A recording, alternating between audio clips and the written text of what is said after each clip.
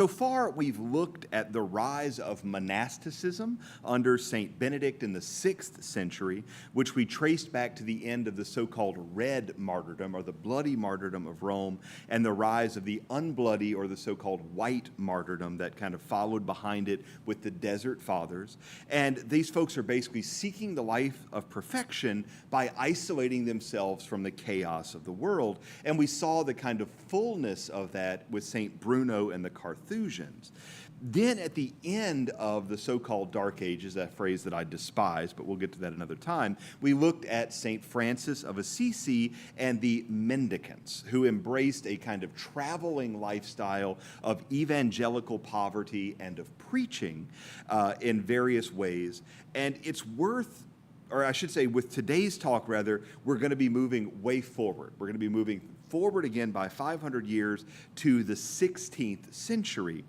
And I should say that there are a lot of religious and spiritual traditions that I'm skipping over. We didn't mention the various spiritual masters of the East. We didn't mention St. Augustine. We didn't mention St. Bernard of Clairvaux. There are a pile of really, really good saints and spiritual traditions that we could be looking at in a series like this. The reason I've skipped the ones I've skipped and chosen the ones I've chosen is that many of them do not translate to practical living now. We cannot take, for example, the teachings and structure of St. Bernard of Clairvaux and apply that in any way, shape, or form to lay life. You're talking about radical, extreme penance, not eating for days on end, combined with a mystical, strongly supernatural spiritual experience. We get the word clairvoyance from him. There's a lot of these traditions that they don't translate in any way, shape, or form.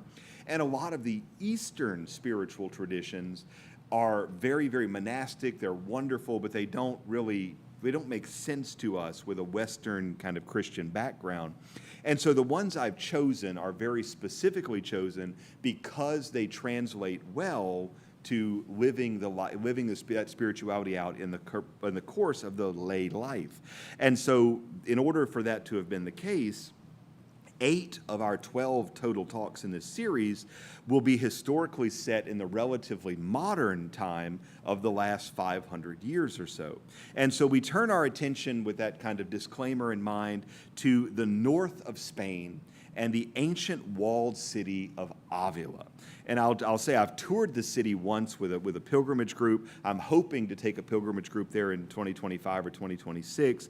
But I spent a week there when I was on sabbatical just walking around and absorbing the culture, absorbing the place itself. And wow, it's just a remarkable, remarkable city, shockingly similar to the way it was when Teresa was born and grew up and became a religious sister. It's an amazing place. So Teresa of Avila comes of age in the time of the conquistadores. There were fortunes to be made if someone was willing to take significant risk. And so a lot of young men, especially second and third sons who were not going to inherit from their parents, took to the high seas and went off to make their fortune in the newly discovered country. And what that meant for the people left behind is that there were a lot of women, eligible ladies, who had no one to dance with at the ball. And so it created a shockingly bloated system of convents all over Spain, where very, very otherwise marriageable women who would have been unquestionably, the heads of many households were left behind going, there's nobody left for me. All the young men have been gotten. And oftentimes that was not a matter of prettiness or a matter of anything beyond the size of the dowry. Right? If you had a wealthy dad, you might be able to bring to the party, a sack of gold and a bunch of heads of livestock, and that was just going to be better than the prettier girl, who just didn't have as much. And so what that meant as a side effect is that those convents who accepted these daughters, the second, third, fourth daughters, these convents got the dowries from these young women. And so these convents were less of a monastic place of saintliness and holiness and more like a slightly prudish sorority house with a ton of cash and a pile of people coming in and out all the time to visit with these people across the Grail, ostensibly across the little screen, but it was more of a sorority than it was a place for making saints. Now, Teresa, who was a young and lovely woman, was also a sickly woman. And so she did not, and she didn't have as much of a dowry as she would have liked. And so she was never going to get one of the guys. And she had just kind of consigned herself to that fact. Her brothers went off hoping to get rich.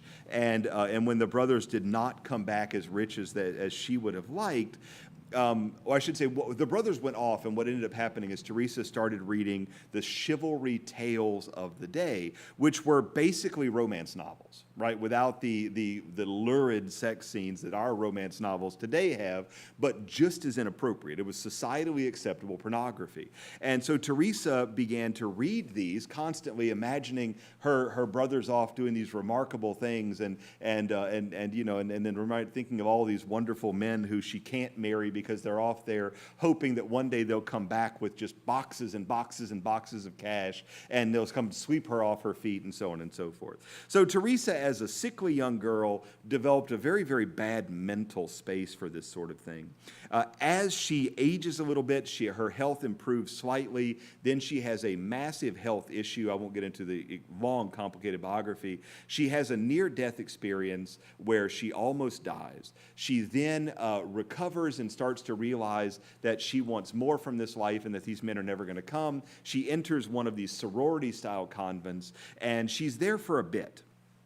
And in the course of that time, she begins to take seriously the point of prayer. And at some point, she defines it somewhat vaguely. She decides this is not what she wants. She doesn't want to spend the rest of her life in this kind of really depressing sorority situation where the money is just kind of continuing to come in and everybody is just as awful as they were out in the real world.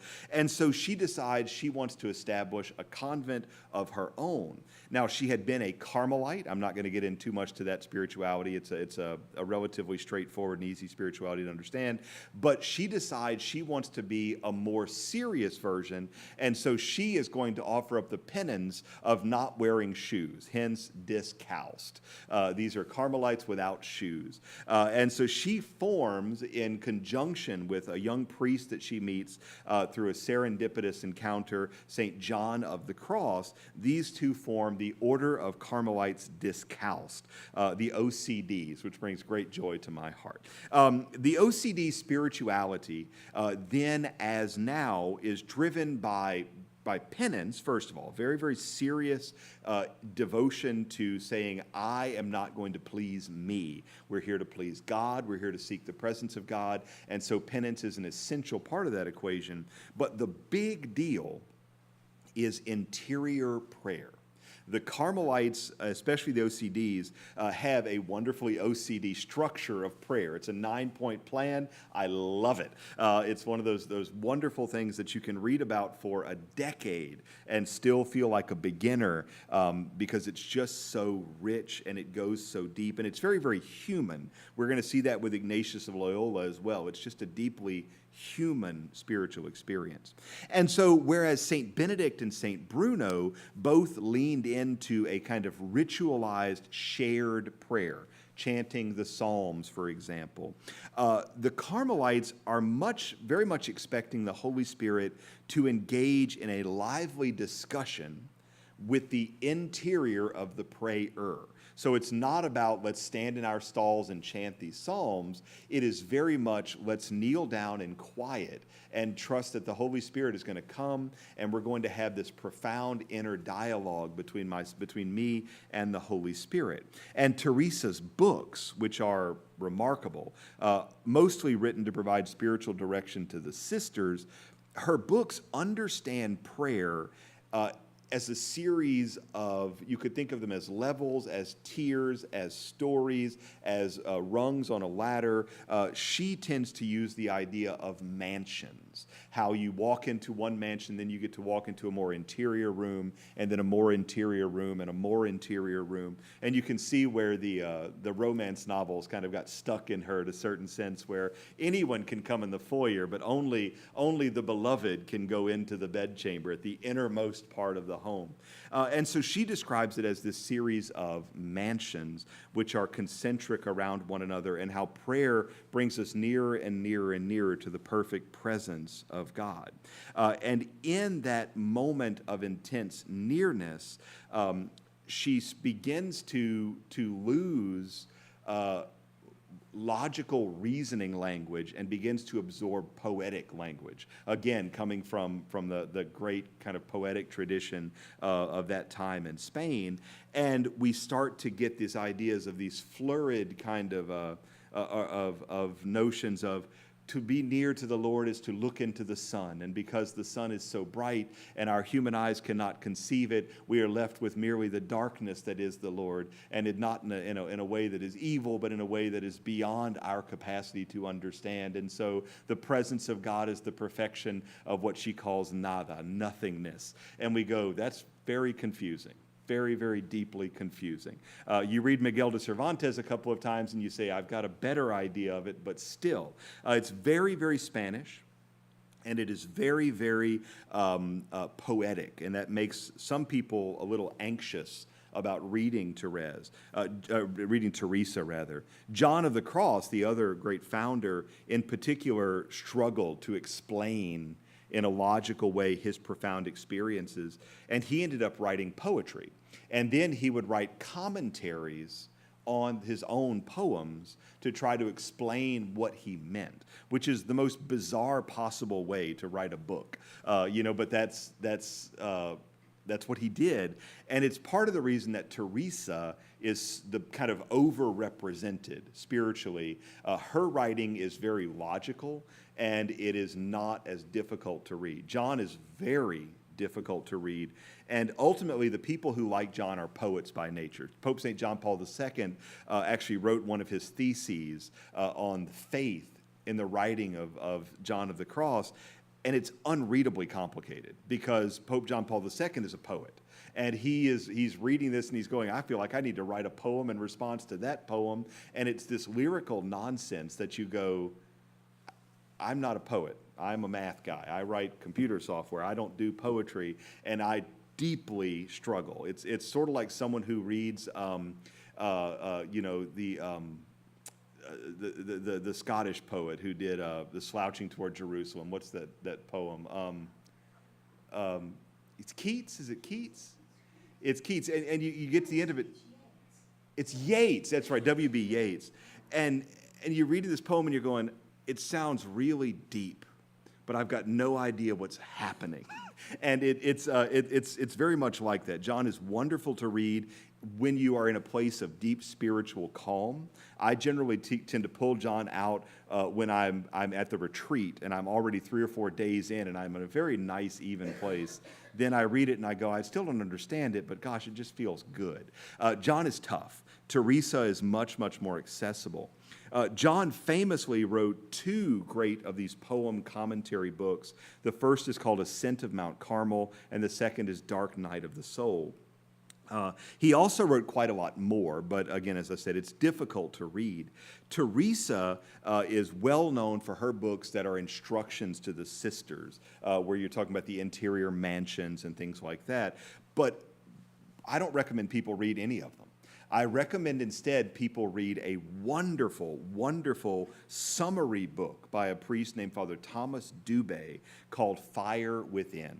It's a single book. It gives the basic outline of the story of Teresa, the story of John, the story of the Discalced Carmelites. Then he gives a wonderfully structured, understandable, and clear explanation of how to get holier and how to grow in prayer. It's wonderful. It's an absolutely remarkable book. And it's one of those books that people who are longtime Carmelites come across and they go, why didn't I have this thing when I started? Because I'm mean. It's wonderful. It's really, really good. Again, that book is Fire Within, and the priest is Father Thomas Dubay, D-U-B-A-Y. I've read probably 50 books on Teresa, and I've never come across anything that even comes close to the clarity and the precision that Dubay writes with. It's remarkable. Okay, so the spirituality, let's just kind of quickly get through that. The Teresian spirituality, as it's sometimes called, translates really well to lay life. Whether you're busy or whether you're not, whether you've got a lot going on and you've got to be out of your house a lot, or whether you have a lot of time alone, fundamentally, Teresa says that basically prayer is what matters most, right? Penance helps us with prayer, but prayer matters most. And she says prayer happens in 9 phases, 9 levels, 9 levels that build upon themselves. And they break out into 3 groups. The first of which, and I'm going to steal this outright from Father Dubay, so I'm going to just steal it, and I'm not even going to pretend I'm making it up.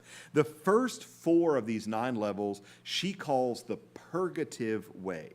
This is where we have to, in a very real sense, kind of shed those parts of ourselves that separate us from the love of God. What can separate us from the love of God? St. Paul says, really just us.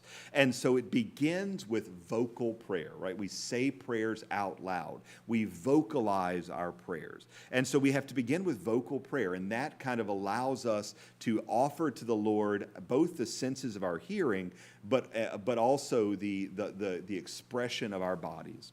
With this comes the notion of going to confession. With this comes the notion of ridding ourselves of mortal sin.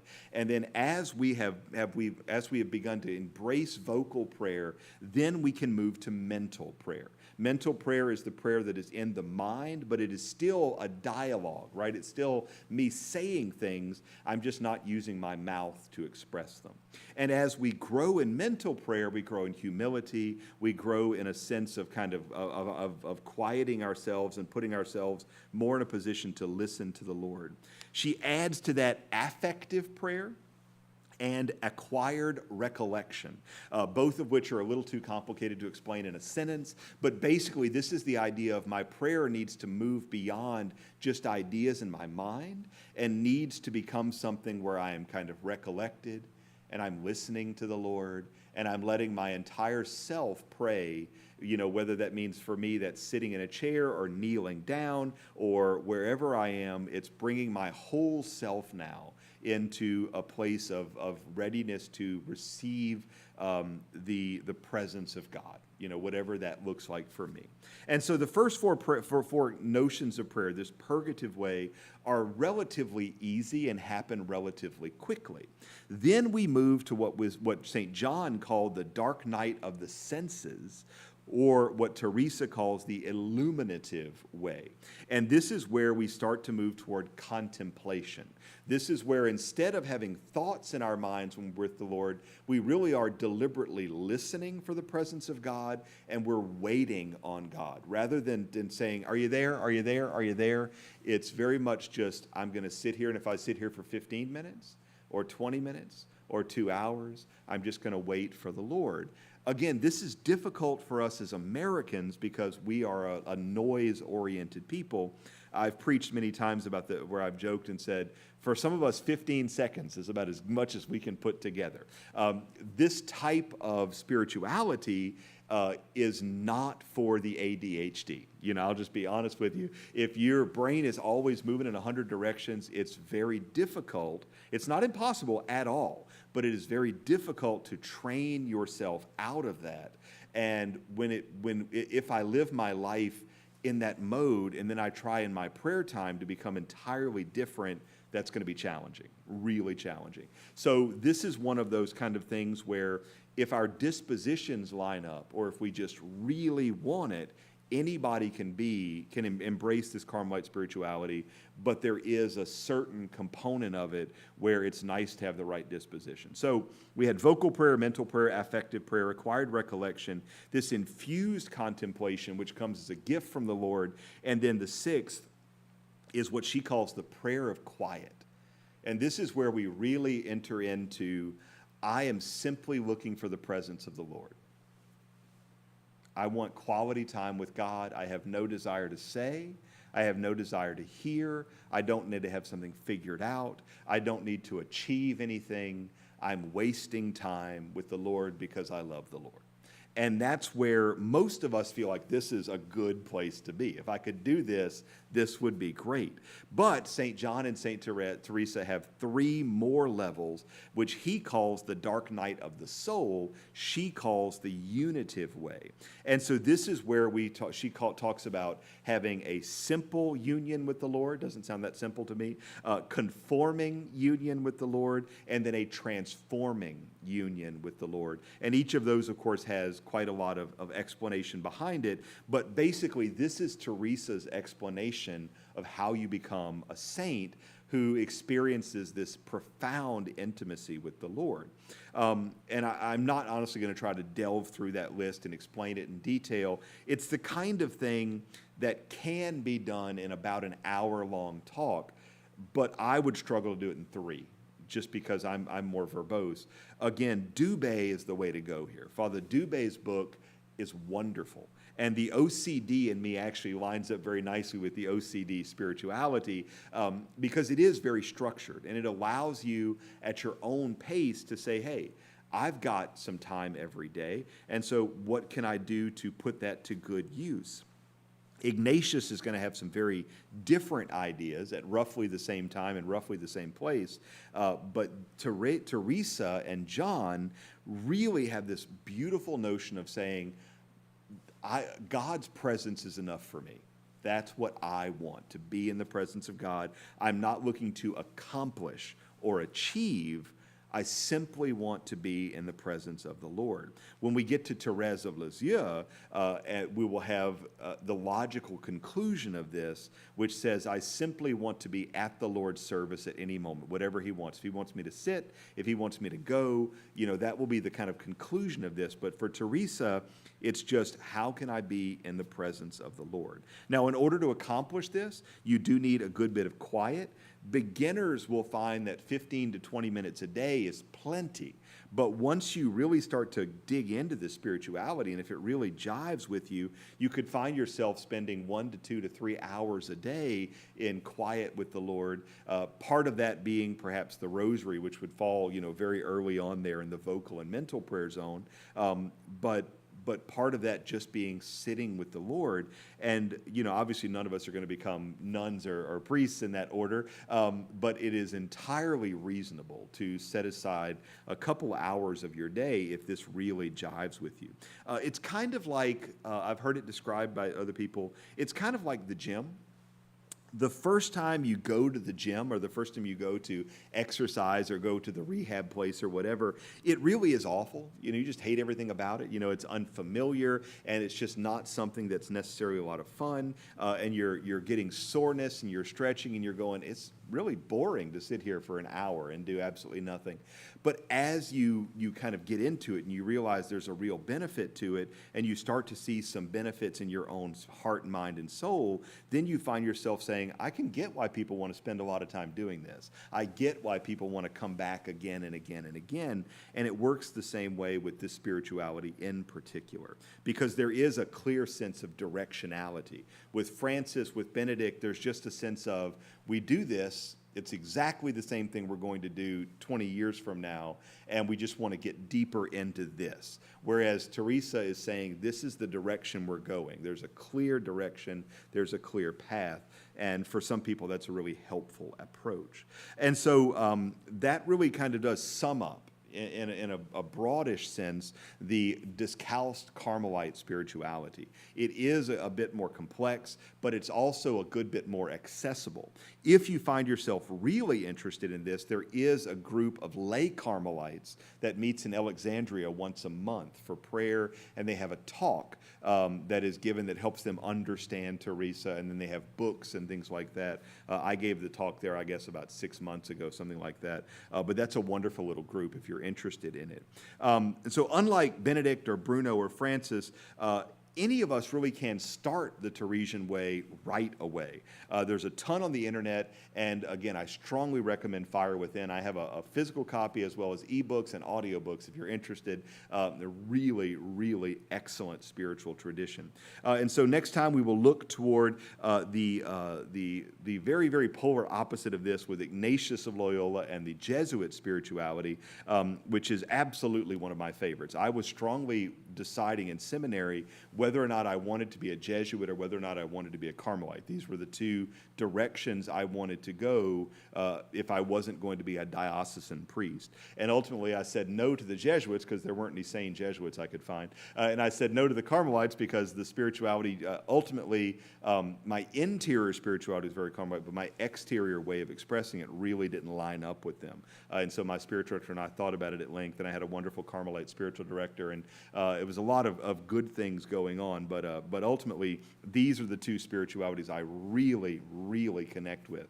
And so next time, Ignatius of Loyola. Until then, I'm Father Ryan Humphries. This has been the CU Catecast, and I hope to see you again soon.